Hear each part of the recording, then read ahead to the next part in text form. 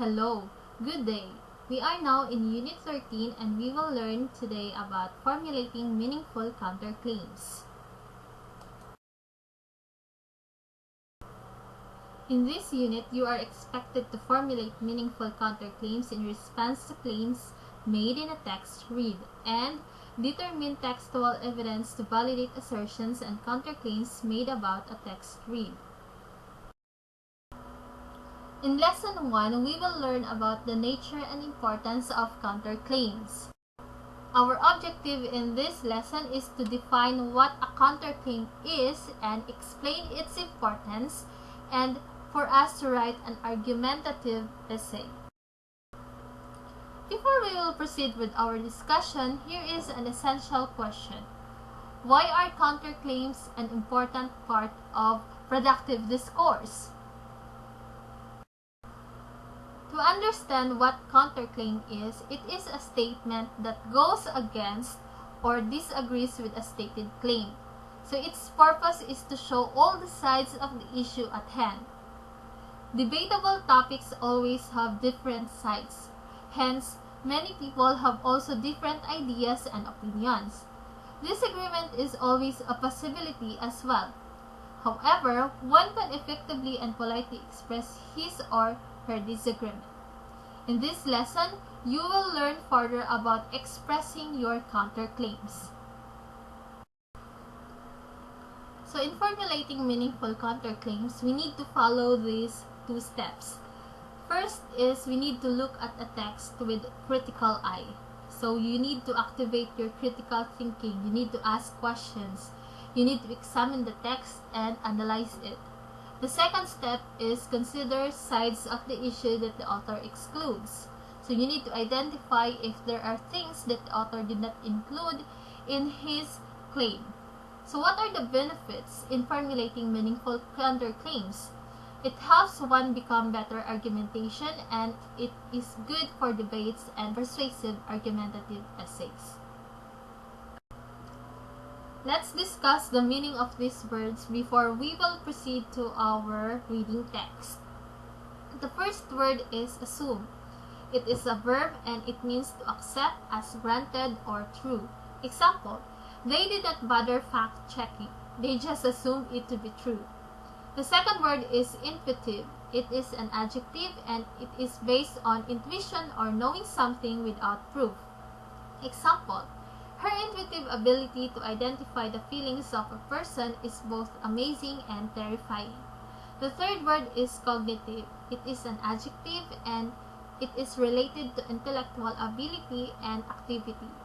Example, cognitive activities happen even when a child simply plays by herself or himself. The fourth word is neurons. It is a noun and it is a cell in the nervous system that carry information in the entire body. Example, neurons are responsible for receiving and transmitting information. The last word is ensemble. It is a noun and it is a group that produces a single effect. Example, the Glee Club's ensemble for the Foundation Day is highly anticipated. Now let us proceed to our discussion. The title of our reading text is Arts and Music Education in Learning Other Skills. Many older people assume that arts and music education contribute minimally to a child's overall development. They think that only science, math, and language are the most important subjects to learn. Research studies disprove this belief. According to studies, arts and music education influence different aspects of learning. It extends to the core academic subjects mentioned earlier and even brings intrapersonal and interpersonal benefits. Arts and music are found to be beneficial in language learning and development. Being exposed early on these fields improve language and reading skills of children. It enhances their verbal skills, comprehension, and writing abilities. Meanwhile, arts and music are also essential in developing critical thinking skills.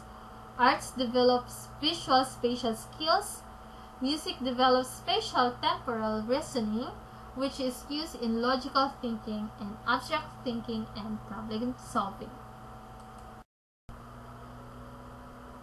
from that, intense music training helps students become better in Euclidean geometry, which is a skill invaluable to architects, engineers, and astrophysicists. Arts, on the other hand, is more intuitive. Scientific studies found that mirror neurons make humans learn an action or a performance only through watching others. Cognitive development is fully realized in a human body through arts and music encounters that happen regularly. Moreover, aside from that, their cognitive and academic advantages, arts and music education help improve creativity and boost self-confidence. Continuous practice in these fields enhance self-discipline as well. The enhanced creativity extends to many aspects of the child's life. Learners get more opportunities to be innovators and risk takers. These are beneficial in boosting one's memory and motor skills. They also learn more about a country's history, traditions, and practices, as well as their personality. Enhanced well-being is also one of the additional benefits of arts and music since they provide avenues for relaxation and self-discovery. Social skills are improved too, through glee clubs, music groups, art cliques, and symbols and the like. The socialization skills of learners increase as time goes by.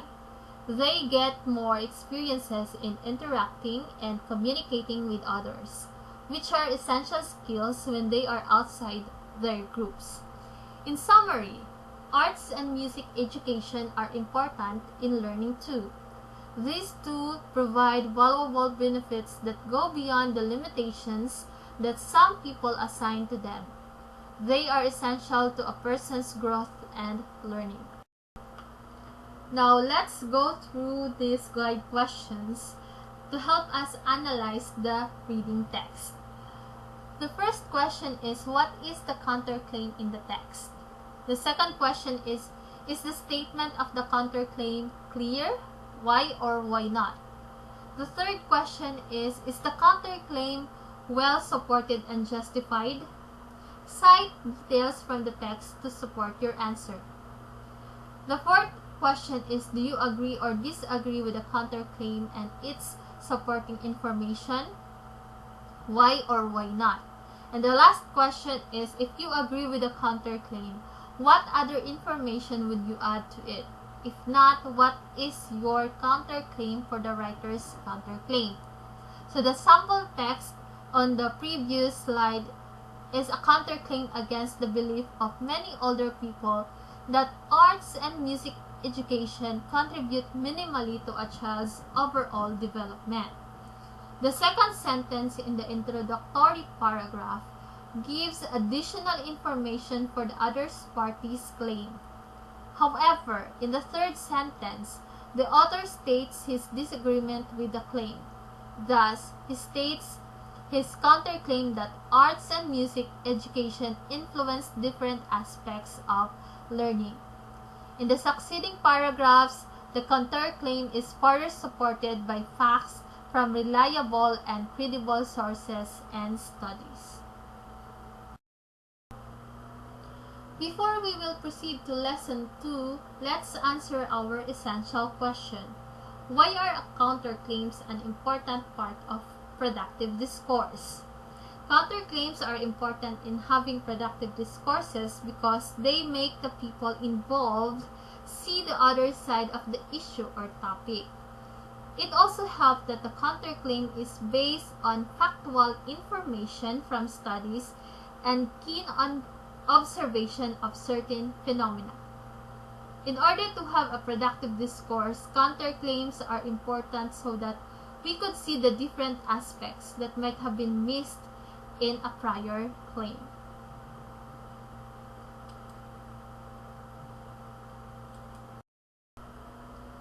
Let us proceed to lesson 2, formulating counterclaims that disprove claims of fact. Our objective in this lesson is that you will be able to write an essay counterclaiming claims of fact. Here is our essential question. Why is determining a claim's strengths and weaknesses essential to creating a factual counterclaim? So here are the things that we need to consider in formulating counterclaims. So the first step is we need to understand the claim of the author and examine the supporting information. So first is we need to look for the thesis statement of the claim. Next is we need to determine the strength and weaknesses of the author's claim. So we need to check if it is balanced. The third step is we need to think of opposing arguments that can disprove or weaken the author's main claim and cite some textual evidence. So we need to look for loopholes and we need to cite some textual evidence. The fourth step is to formulate your counterclaims and provide the necessary support.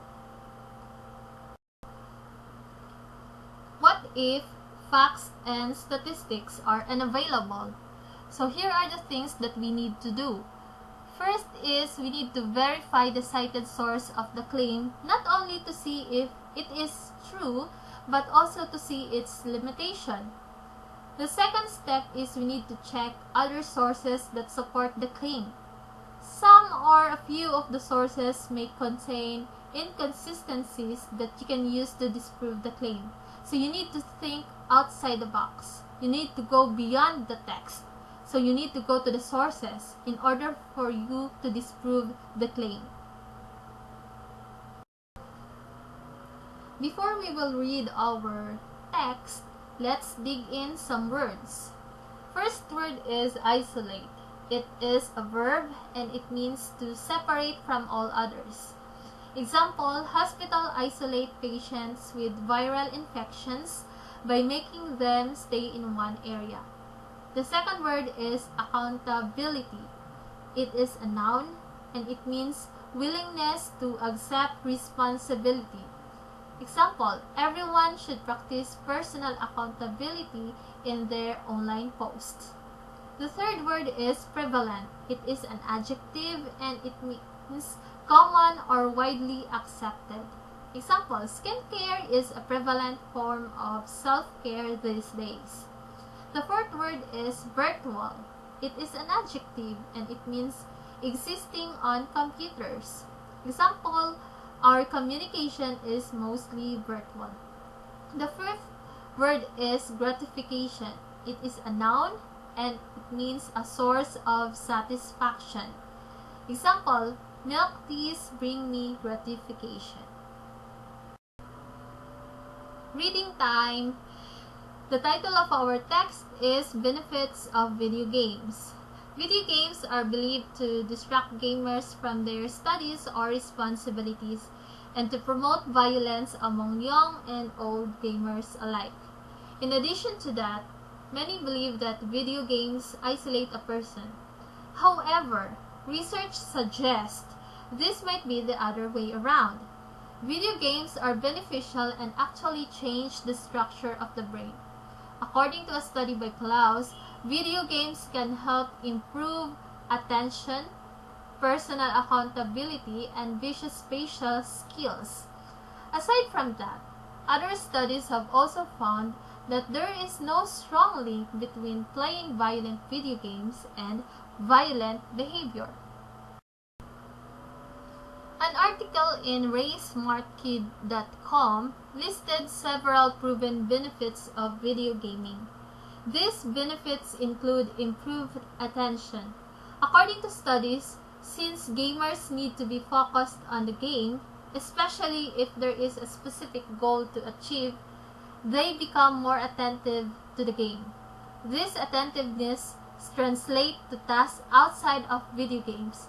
Another benefit of video gaming is the further enhancement of visuospatial skills. The video gamer's ability to quickly figure out relationship between visuals and space helps them analyze patterns and solve problems. The reward system that is prevalent in video games can trigger the release of dopamine if the gamer achieves the goal. This now pushes the person to persevere and put some hard work in the next challenges. This personal accountability, along with increased perseverance, is brought about by simply playing these video games. Regarding the effect of violent video games, neurologists and psychologists are still trying to conduct further scientific studies. Previously done studies have not established a strong correlation between violent video games and violent tendencies. Instead, scientists have shared that violent video games might have an alleviating effect more than a detrimental one. In 2015, a group of scientists have found that in months after popular video games are released, aggravated assaults and homicide rates tend to drop. Some scientists assume that people might experience aggression-reducing catharsis from playing violent video games. Others say that aggressive people might seek out violent media and then play games instead of engaging in behavior that might lead to criminal tendency. Social skills are also enhanced by playing video games. Gamers can build friendships and support network. They build a community that is based on similar experiences. These social skills built virtually can especially help those people who have difficulty engaging in face-to-face interactions. Video games do not isolate gamers. They are simply building connections with people that understand their experiences. On the other hand, scientists also talk about addictive effects of video games. Since there is immediate gratification in achieving a goal, this drives the gamer to be more focused on the game and spend a long time in front of their screens. But this addiction can be curbed with the guidance and constant reminders from those people who are around them. Video games are not bad if played in moderation.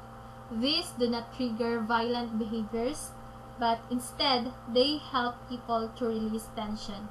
They can also help gamers build strong relationships with fellow gamers and improve their social skills. Now, here are the guide questions to help us analyze the text. First is, what is the counterclaim in the text? Is the statement of the counterclaim clear? Why or why not?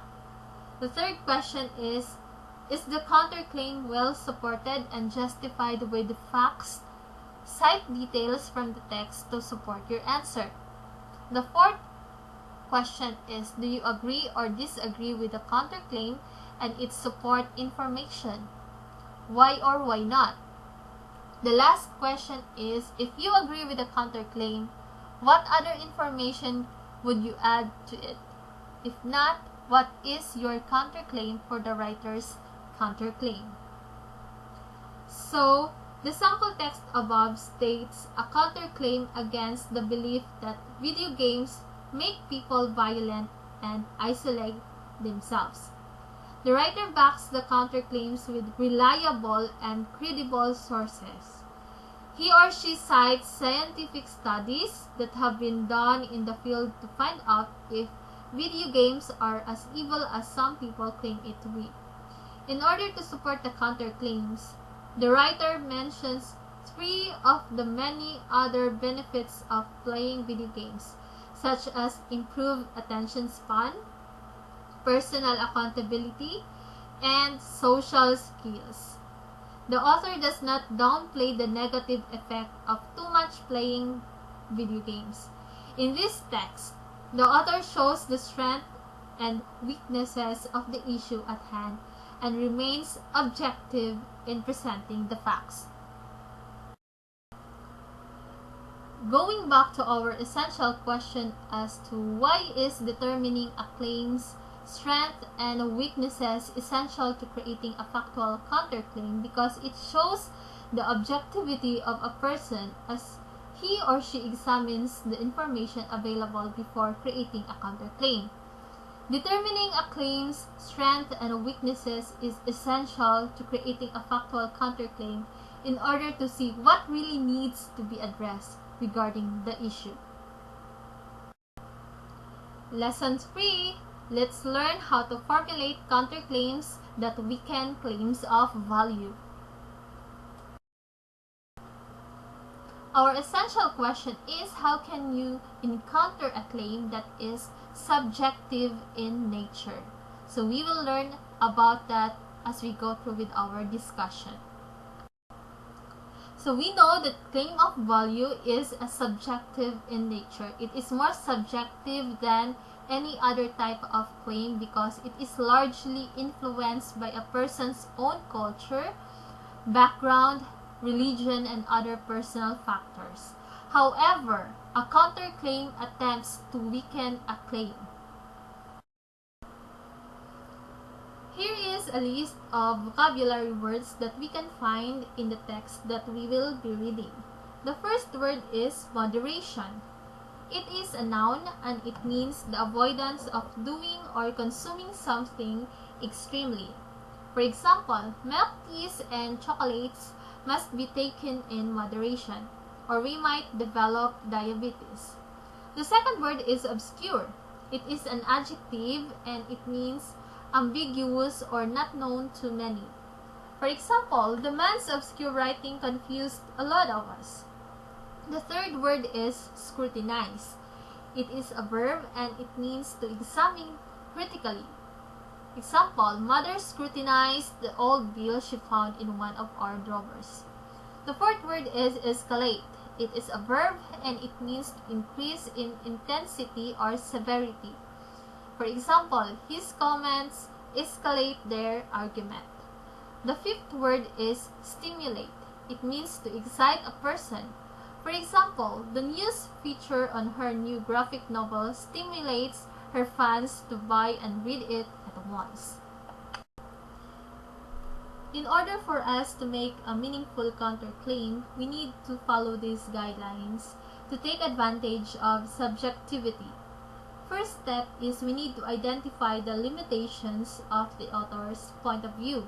We need to identify if it is only based on one's perspective.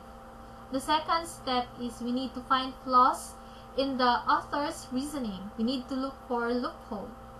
The third and final step is we need to examine the standards that the author uses as a basis for his or her claim. Now, let us proceed to our sample text. It is entitled Quality Time in the Age of Social Media. An author thinks that social media is bad, as engaging in it decreases quality time spent with the family. He says that family members are more interested in what is going on in others' lives more than their own. This can be proven true as observed in stories that family members tell about each other to other people. However, as many researchers have proven before, time management, openness, and conscious effort to lessen screen time are some of the main keys to spend quality time with one's own family.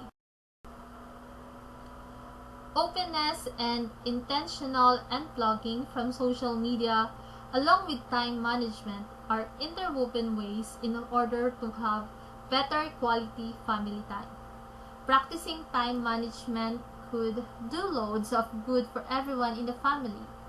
There is designated time for using social media, and there is also an allotted time for family discussions and sharing of ideas and experiences.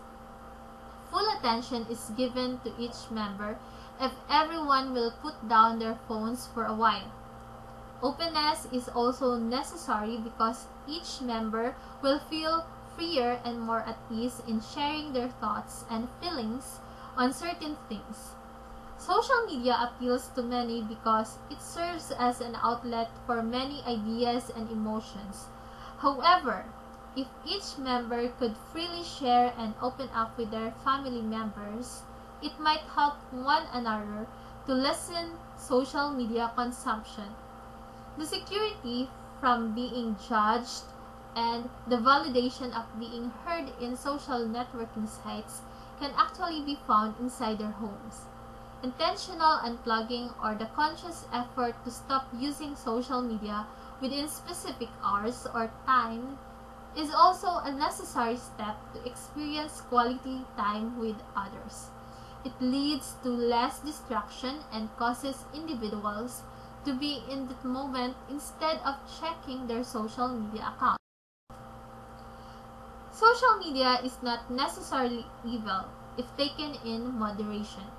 It will not be a hindrance for family bonding as long as everyone in the family sees to it that they manage their virtual connection and face-to-face quality. Now let's discuss the following questions after we read the text. The first question is, what is counterclaim in the text? Lesson 4, Formulating Counterclaims that Undermine Claims of Policy. Solutions to many things are made every day. However, when an action affects a number of people, one must see to it that it is more beneficial than harmful to the ones involved. In this lesson, you will learn further how to write a counterclaim to a claim of policy. At the end of this lesson, you are expected to write an essay counterclaiming claims of policy. Here is our essential question. Why is it important to challenge a policy's feasibility to make an effective counterclaim to it?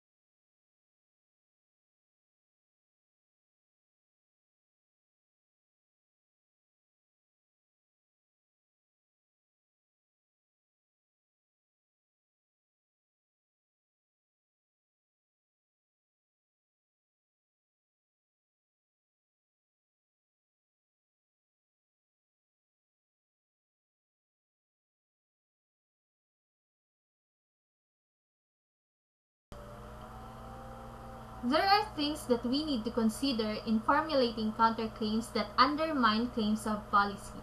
The first step that we need to do is to assess the course of action proposed by the author in terms of its feasibility and effectiveness. So we need to ask, can it be possibly done, or does the proposed solution reasonable? The second one is we need to cite some critical studies related to the author's proposition. So you need to include sources of studies as a backup to your counterclaim. Before we will read our text, let's learn new words first. The first word is subsidize. It is a verb and it means to aid someone financially. For example, public school students are subsidized by the government. The second word is indigent and it is a noun. It means a person who is very poor. Say for example, many indigents hope for better public hospital facilities. The third word is alleviate, and it is a verb, and it means to make less difficult.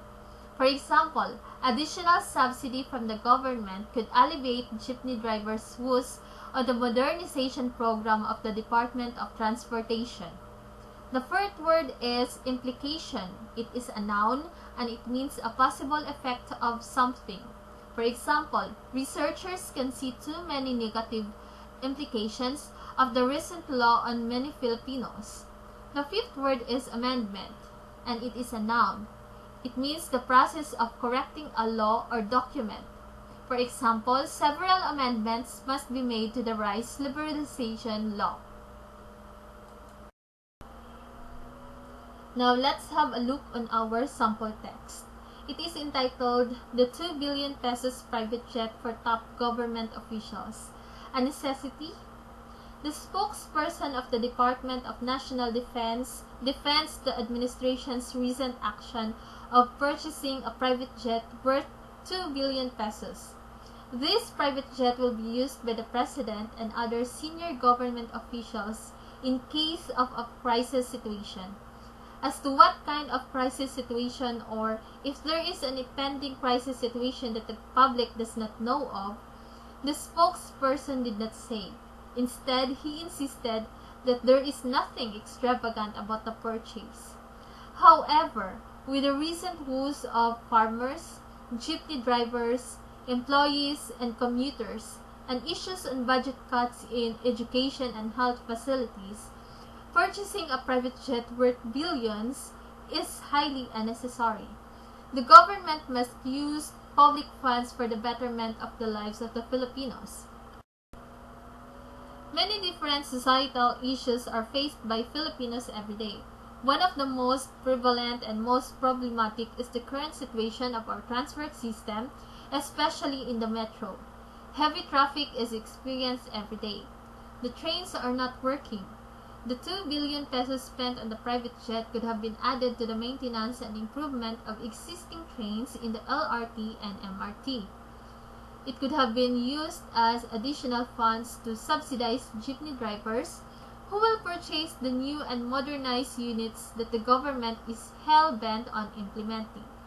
The large amount of money could have been used to aid the ongoing transport crisis that the Malacanang spokesperson insists is non-existent, since people could still reach their destinations in spite of delays, traffic, and long queues on train stations and on the highways. The public funds used to buy the private jet could have been added to the budget of the country's health facilities and services. The Philippine General Hospital, one of the most important hospitals in the country, had its budget cut by 465 million pesos. The hospital is known for its brilliant health workers and multitudes of patients crowding its facilities, since the hospital caters to many citizens, wherein a majority of whom are indigents from the provinces. With different ailments, it is inevitable that it gets overcrowded. However, the facilities and equipment are not enough to supply the needs of each patient. 2 billion pesos is more than enough to alleviate the dire situation of PGH and other health facilities. 2 billion pesos could have been used for betterment and more pressing matters like fixing the transport system and allocating a higher budget for health services. There is no necessity to purchase such an expensive aircraft only to serve some officials while the rest of the millions of Filipinos are left on their own devices to make their lives better or to at least make ends meet every day. The government must spend public funds for projects that are pro-Filipinos. Here is the guide questions in order for us to understand the counterclaim that the author proposes. So first is, what is the counterclaim in the text? The second question is, the statement of the counterclaim clear and effective? Why or why not? The third question is the counterclaim well supported and justified? You should need to cite details from the text to support your answer. The fourth question is, do you agree or disagree with the counterclaim and its supporting information? You need to answer why or why not. If you could add more information regarding the counterclaim of the writer, what would you add? So based on the analysis of the text being read, the writer counterclaims the government's recent action by stating that it is a necessary expenditure. He or she further supported this claim by saying that huge amount of money could have been used to fund sectors like transportation and health. The author says that the amount could have been used to improve the country's transport system and subsidizing the modernization project of public utility vehicles. In addition, the author also cites the budget cut by 465 million pesos of the Philippine General Hospital. He claims that the money is more than enough to alleviate the dire situation of PGH and other health facilities. Going back to our essential question on why is it important to challenge a policy's feasibility to make an effective counterclaim to it. It is important to challenge a policy's feasibility so that one could come up with an effective counterclaim. Through examining it carefully, the counterclaim could mention other important aspects that were not seen or were ignored by the other party. It could also help others to see the claim's weaknesses or points of improvement. And that concludes our Unit 13. Thank you for listening.